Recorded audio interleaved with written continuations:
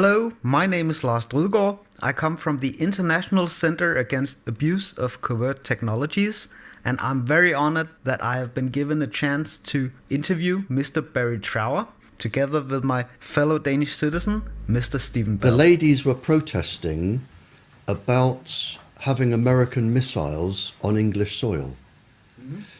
And it was a peaceful protest. All they were doing were camping outside the perimeter of the American base. There was no violence, no swearing, no shouting. It was a peaceful protest. And it was found that from the American base, the ladies were being microwaved, and it was actually measured. They were being microwaved to make them sick. And in fact, when the figures came out, there was a disproportionate amount of tumours, personality changes, suicidal tendencies of the ladies. They were deliberately microwaved by the Americans for protesting about their base.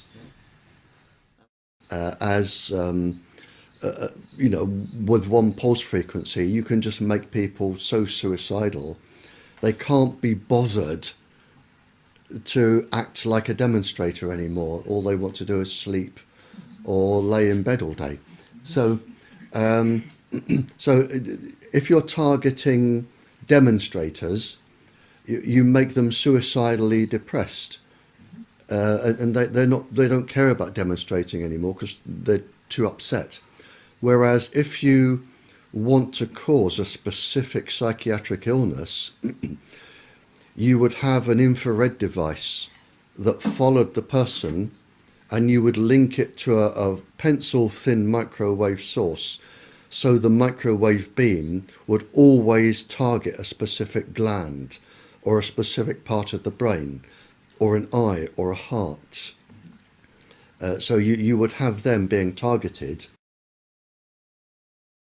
They can cause insanity, and it was an experiment. One of the experiments was to take an ordinary sane person, cause insanity, and have a psychiatrist who was unknown to everybody diagnose schizophrenia or paranoia or a psychiatric illness.